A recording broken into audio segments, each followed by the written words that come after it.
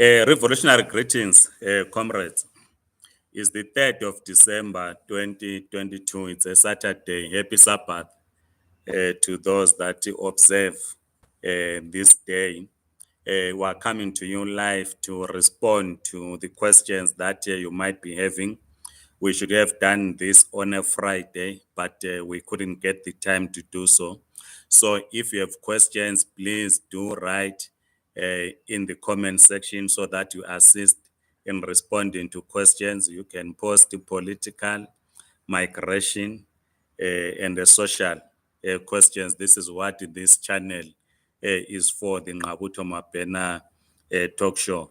So please post your questions, then we engage on those and assist in responding. We know that you are preparing, those of you who are working to prepare to go to your homes in the next 2 weeks or so. People will be closing down. Those that will be closing around the 15th will be preparing to go home. We wish you safe travels. Do not do WhatsApp while driving. Do not drink and drive. We need to stay away from accidents because we have a task that we need to carry out in 2023. We do not want to lose any life during this festive holiday. And yes, we are enjoying football. I think Senegal is playing later today. That's the last 16 morning, comrade in Lamuli Kwai. And all of you comrades that have joined, please writing your questions. While you are still writing your questions, we have titled this video, "The Grand Looting by Public Representatives in Zimbabwe." They have looted 14 million US dollars in the name of a loan. Cabinet ministers were given 500,000 US dollars. Deputy ministers were given 350,000 US dollars. Members of parliament and senators were given 40,000 US dollars. We are told it is a vehicle and a housing loan. This indeed is a grand looting by our public representatives. And just to clarify this, we are not opposed to any loan given to members of parliament. In principle, we are not opposed to this. Our position is that when people are elected into parliament and they commence their 5-year term, a loan, possibly a vehicle loan, must be provided to them on the commencement of their term, which they will pay over a period of 5 years, because they need to buy vehicles that will assist them to carry out their parliamentary work. A member of parliament or a senator has to interact with the constituents. He has to be in the constituents, has to meet, hold meetings, report back meetings, or preparing for parliament. This person who is a member of parliament or senator should have access to a motor vehicle. So a loan must be granted at the commencement of their term of office. We are not opposed to that. We can then discuss the issue of the amount and how this is paid. But in principle, which we must establish first, is that members of parliament and the senators should be granted loans for purchasing their vehicles, which they will pay over a 5-year period. Now, what we are told is that in 2018, they were supposed to be given 80 US dollars vehicle loan. Buy a vehicle of their choice that is favorable to the terrain. You know our roads, if you're rural MP, buy a vehicle that will make it easier for the MP to travel in rural communities to perform their work. So I told you that it was 80,000 US dollars. But apparently, the 80,000 US dollars was not paid out in full.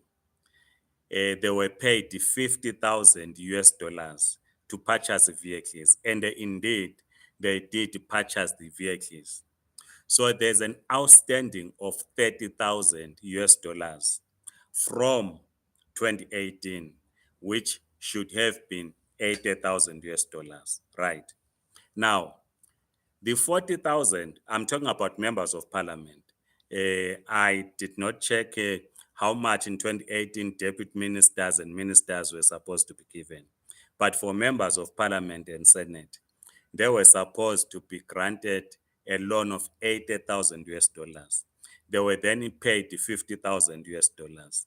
There's an outstanding of 30,000 US dollars. What has happened is that the 40,000 US dollars is a new loan. It is separate from the 80,000 US dollars, right? We're about 8 months to an election. Then a new housing or motor vehicle loan is granted, which to members of parliament is 40,000 US dollars. The 30,000 US dollars, which is still outstanding, it is still outstanding. It is not part of the 40,000 US dollars as we now understand. In the previous video, we had said they were then paid the 30,000 US dollars, which was outstanding, and they were inquiring about the extra $10,000, what it was for.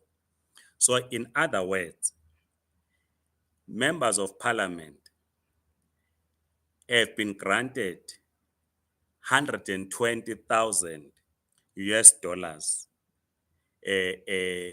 which 30,000 is still outstanding.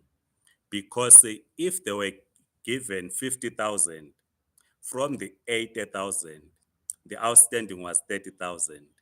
Now the new agreement done 8 months before is of 40,000, which is not 30,000, right? This is why we're saying this 40,000, which does not cover the outstanding from 2018, and given at the end of the life of parliament, it is but grand looting.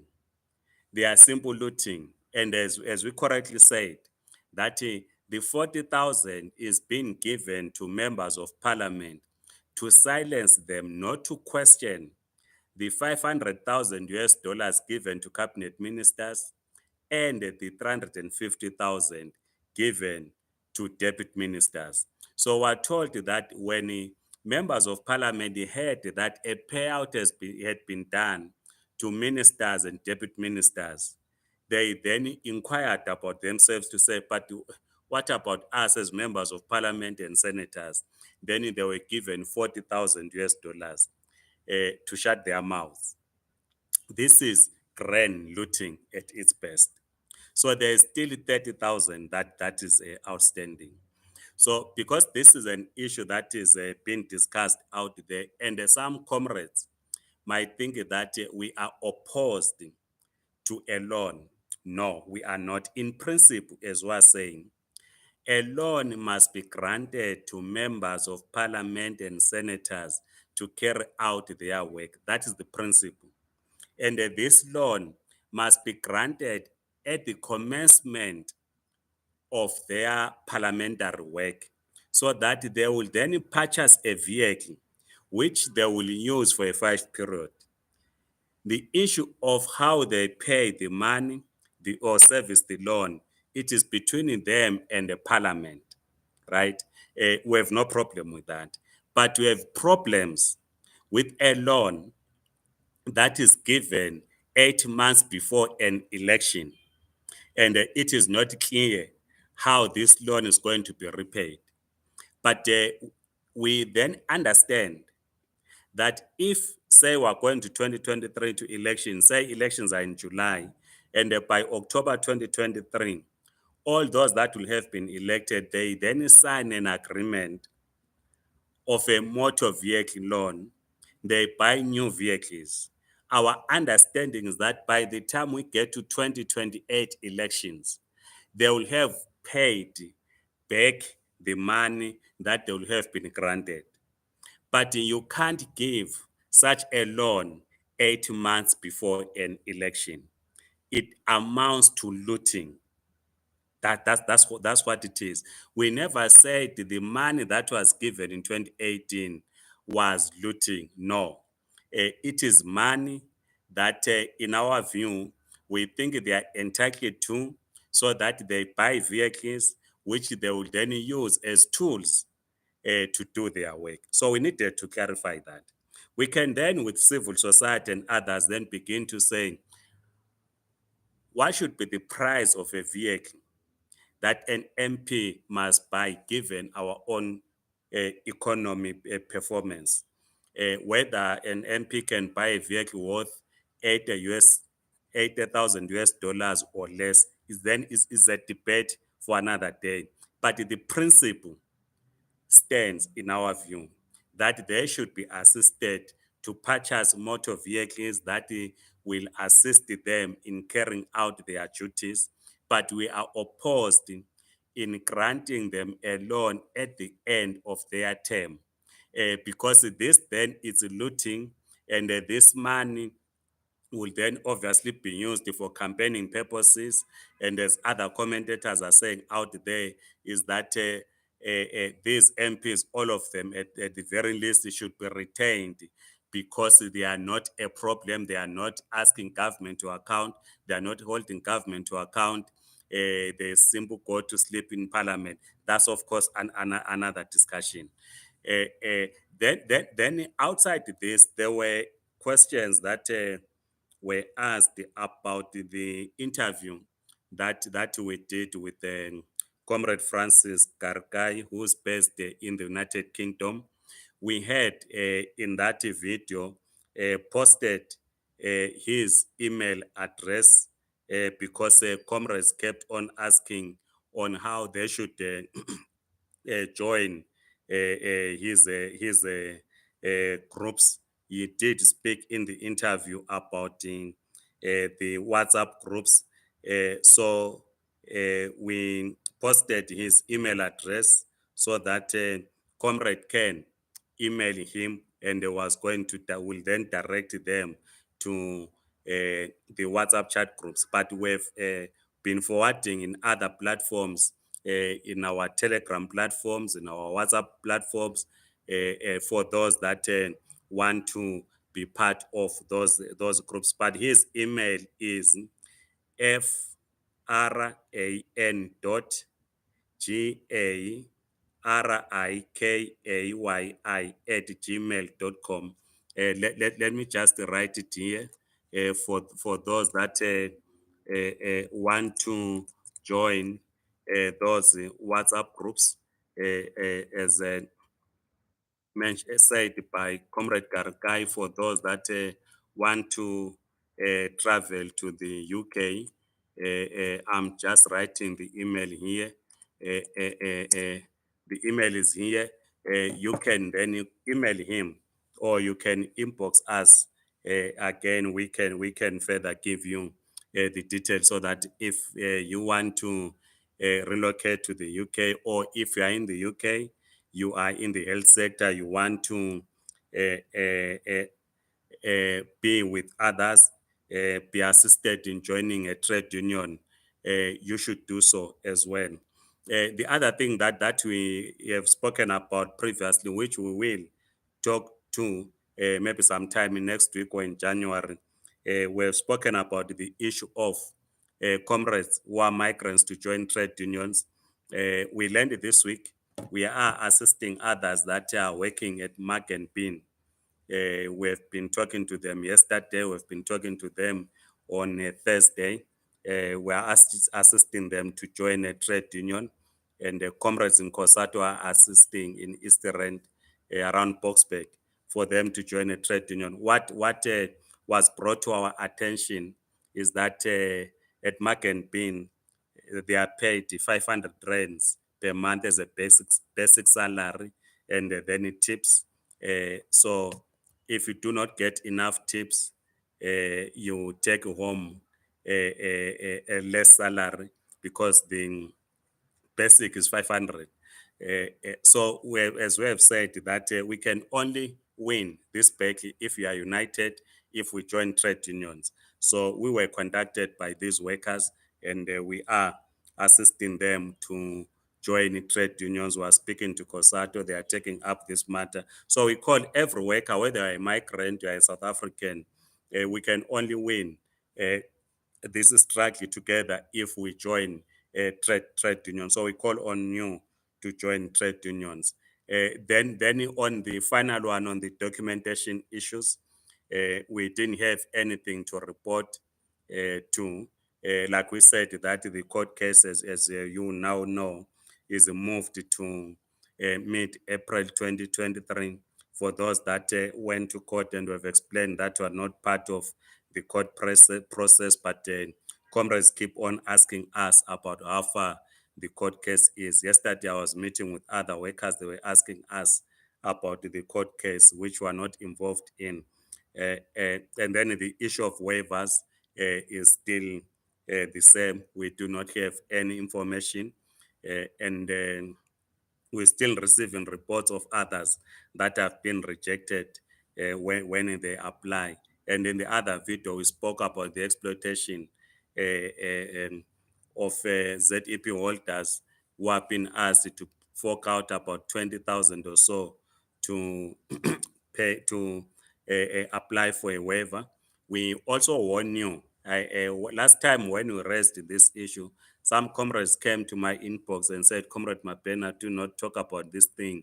We want to survive, but we have an obligation as the leadership to be honest with you that you do not apply for a fake permit. Do not put a fake permit in your passport. Do not go out there and pay 5,000 rands for a fake permit, because we know what will happen if you are caught. Otherwise, thank you so much. We will, in the next video, which we will do, talk about young ladies that are being used to transport drugs. We're assisting one Zimbabwean in Dubai who was caught last Monday, arrested. They found in the suitcase she had drugs. So it's an issue that is problematic. You remember also the young lady, an accountant from Botswana. I'm not sure whether she was executed, but there was a message that was circulating. So we will talk about this in the next video to try and raise awareness, particularly to young ladies who want a soft life. I grew up in the village. All of us, we must do earn a living. We must work. We all need money. I need money. You need money. But all of us must work so that we make money. We should not be used by drug lords to transport their drugs international to an extent that we end up being executed. Otherwise, comrades, enjoy the rest of your weekend, and let's continue to support Senegal. Senegal is the only African team left in the World Cup. I said I don't support Morocco, even if it wins the World Cup. I don't care about Morocco, but we have Senegal that all of us must support. Otherwise, please circulate this video, subscribe to this YouTube channel, and please stay safe wherever you are. Goodbye.